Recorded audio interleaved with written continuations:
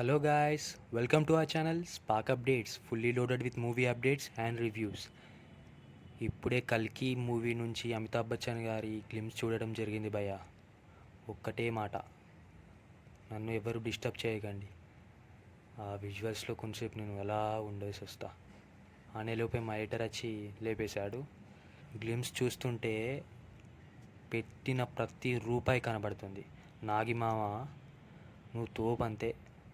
ఎందుకు ఇంతలా నేను ఎలివేట్ చేసి చెప్తున్నానంటే ఆ కాన్సెప్టే మెయిన్ రీజన్ దానికి. మహాభారతం నుంచి అశ్వత్థామ, కల్కి భగవానుడు అవతారం రావడం, ఇలాంటి కాన్సెప్టే వింటేనే మనకి గూస్ బంప్స్ వస్తాయి. అలాంటిది మూవీ తీస్తున్నారు, అది కూడా మన ప్రభాస్ గారి మూవీ. అందులో ఆయన క్యారెక్టర్ భైరవ అని ఇంట్రడ్యూస్ చేశారు, కానీ మనకి ఫ్యూచర్లో అర్థమవుతుంది ఆయననే మరి కల్కి భగవానుడు అవతారం చేస్తున్నారా లేదా అన్నది. ఒక క్లారిటీ అయితే ఇచ్చేశారు మనకి, అమితాబ్ గారే అశ్వత్థామ అని. గ్లిమ్స్లో ఇంకో స్పెషల్ మెన్షన్ ఏంటంటే అమితాబ్ గారిని డీఏజింగ్ చేసి చూపించారు. డీఏజింగ్ అంటే ఏంటి అంటారా?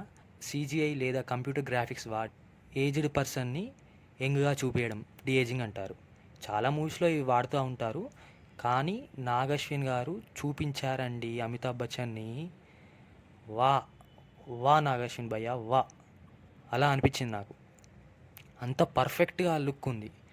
ఒక ట్రాన్సిషన్ షాట్ ఉంటుంది గ్లిమ్స్లో, అంటే డీఏజింగ్ యంగ్ అమితాబ్ బచ్చన్ గారి నుండి ఇప్పుడు ఓల్డ్ అమితాబ్ బచ్చన్ గారికి పీక్స్ అంతే. అక్కడనే అర్థమవుతుంది నాగశ్విన్ గారి గ్రిప్ ఏంటో.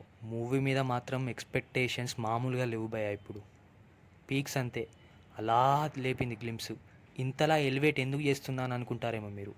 మహాభారతం స్టోరీ తెలిసిన వాళ్ళకి అశ్వత్థామ ఎవరు, ఆయన కలియుగంలో ఎందుకుంటున్నారు, ఆయన ఇంకా వరకు బతికే ఉన్నాడా, ఎందుకు బతుకున్నాడు, దాని వెనుక కారణం ఏంటి, ఇవన్నీ తెలిసిన వాళ్ళకి నేను ఇంతలా ఎందుకు చెప్తున్నానో అర్థమవుతుంది. గ్లిమ్స్ మ్యాటర్కి వస్తే చెప్పాను కదా, తోపు అంతే. ఆ విజువల్స్, ఆ టేకింగ్, అమితాబ్ బచ్చన్ గారిని ప్రజెంట్ చేసిన విధానం. ఇంకా గ్లిమ్స్లో మల్టిపుల్ లాంగ్వేజ్ గ్లిమ్స్ వీడియోస్ వదలకుండా ఒకే గ్లిమ్స్లో తెలుగు, హిందీ, తమిళ్, మలయాళం అలా వాడారు. ఓవరాల్గా చెప్పాలంటే గ్లిమ్స్ అయితే పిచ్చెక్కిచ్చేసింది.